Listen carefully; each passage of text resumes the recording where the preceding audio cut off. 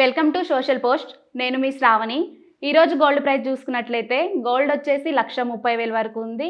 అలాగే సిల్వర్ ఏమో 2,30,000 వరకు ఉంది. అయితే ఈరోజు గోల్డ్ ప్రైజు ఇప్పుడు ఇన్వెస్ట్ చేయడం కరెక్టా కాదా? ఈరోజు గోల్డ్ ప్రైజ్ని బట్టి మనతో మాట్లాడడానికి నిహాల్ గారు అయితే ఉన్నారు. సార్ చెప్పండి. సో ఇప్పుడు మీరు ఇన్వెస్ట్మెంట్ మాడ్యూల్లో చూస్తున్నారా లేకపోతే ఫిజికల్ గోల్డ్ రూపంలో చూస్తున్నారా? ఇన్వెస్ట్మెంట్ మాడ్యూల్లో సార్. సో ఇన్వెస్ట్మెంట్ మాడ్యూల్లో మీరు చూసుకున్నట్లయితే గోల్డ్ అనేది ఎప్పుడు ఫిజికల్గా మనం కొనుక్కోకూడదు. సో మనం డిజిటల్ గోల్డ్ ఈటీఎఫ్ఏ అంటున్నా, ఈటీఎఫ్ మీద మనం ఇన్వెస్ట్మెంట్ చేయాలి. సో ఈటీఎఫ్లో మనం ఇన్వెస్ట్మెంట్ చేసుకుంటే మనకి 100 to 100% రిజల్ట్ అయితే వస్తుంది.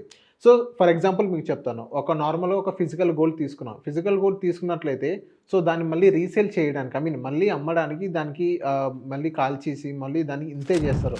దాని మీద మళ్ళీ ప్యూరిటీ మరీ చెక్ చేస్తారు, ఎంత కేడిఎం ఉంది మొత్తం చెక్ చేసి లాస్ట్లో మనకి అప్పుడు ఆ రోజున్న గోల్డ్ ప్రైస్ని బట్టి మనకి రిటర్న్స్ అనేది రావడం జరుగుతుంది.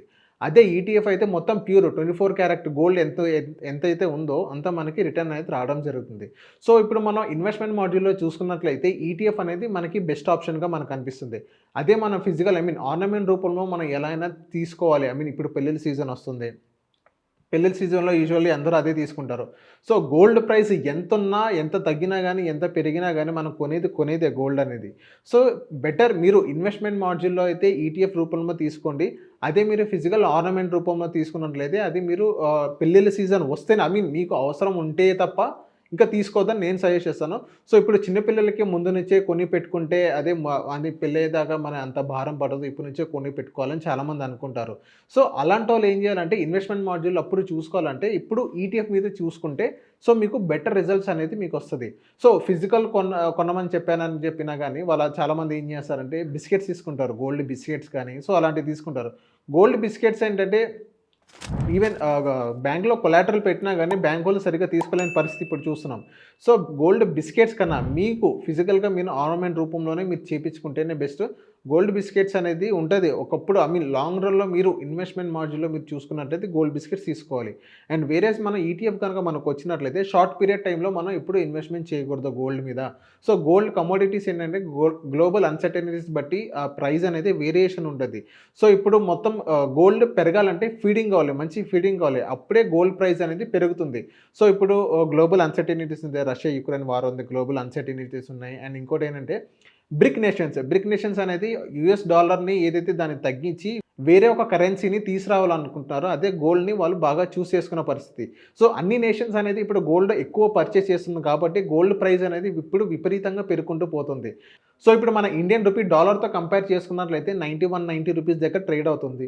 సో దానివల్ల కూడా మనకి గోల్డ్ ప్రైస్ అనేది విపరీతంగా పెరుగున్న పరిస్థితి మనం చూస్తున్నాం. అండ్ నెక్స్ట్ ఇప్పుడు ఈ సిచ్యువేషన్ ఇలాగే ఉంటే నెక్స్ట్ ఇయర్ కల్లా గోల్డ్ అనేది ఎక్కువ పెరిగే ఛాన్స్ 100% కనిపిస్తుంది. అండ్ నెక్స్ట్ మనం ఇప్పుడు సిల్వర్ కనుక మనం చూసుకున్నట్లయితే సిల్వర్ అనేది అదొక ఇండస్ట్రియల్ మెటీరియల్. సో దాన్ని ఇండస్ట్రియల్ మెటీరియల్గానే మనం పరిగణించాలి. సో ఇప్పుడు సిల్వర్ ఏంటంటే ఒకేసారి వాలిడిటీ కూడా మనం చూసాం, ఒకేసారి 50% తగ్గిపోయిన పరిస్థితి మనం చూసాం. ఈ ఇయర్ కనుక మనం చూసుకున్నట్లయితే సిల్వర్లో దగ్గర 150% అనేది మనకి రిటర్న్స్ అనేది బాగా వచ్చింది.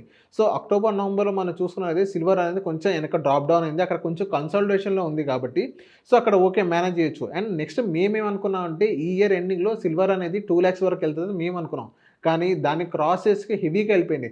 2,35,000 34,000 వరకు ఇప్పుడు ట్రేడ్ అవుతుంది సిల్వర్ అనేది.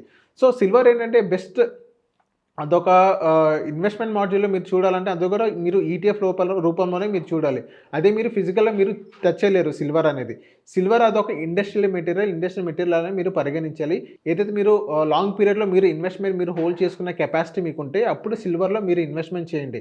అదే మీరు షార్ట్ టైం పీరియడ్ ఈవెన్ 3-4 monthsలో సిల్వర్ పెరుగుతుందని చెప్పేసి ఇప్పుడే సిల్వర్ మీద ఇన్వెస్ట్ చేయడం కానీ సో అప్పుడు మీకు కొంచెం వాలిడిటీ అక్కడ కనిపిస్తే అక్కడ మీరు కన్సల్టేషన్ అనేది అక్కడ మీరు చూస్తారు. సో బెటర్ మీరు సిల్వర్ మీద ఇన్వెస్ట్మెంట్ చేయాలి అనుకుంటే మీరు ఈటీఎఫ్ అనేది మీరు సెలెక్ట్ చేసుకోండి ఇన్వెస్ట్మెంట్ రూపంలో.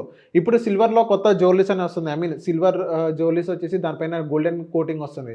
సో దాని కొంచెం కాస్ట్ అనేది కొంచెం ఎక్కువ. ఎప్పుడైనా తగ్గించినా కానీ ఎప్పుడైనా మీరు ఫిజికల్ మీరు కొన్నా మళ్ళీ దాన్ని రీసేల్ చేయాలన్నా కానీ ఒక 50% వరకు మీకు తగ్గే ఛాన్సెస్ ఉంటుంది. సో బెటర్ మీరు ఇన్వెస్ట్మెంట్ మాడ్యూల్ అంటున్నారు కాబట్టి సిల్వర్ ఈటీఎఫ్లోకి వెళ్ళండి. సిల్వర్ మీరు ఫిజికల్ ఆర్నమెంట్ కొనాలనుకుంటే 100% మీరు కొనండి. సో అది కన్జంప్షన్ పర్పస్ మాత్రమే మీరు పరిగణించాలి.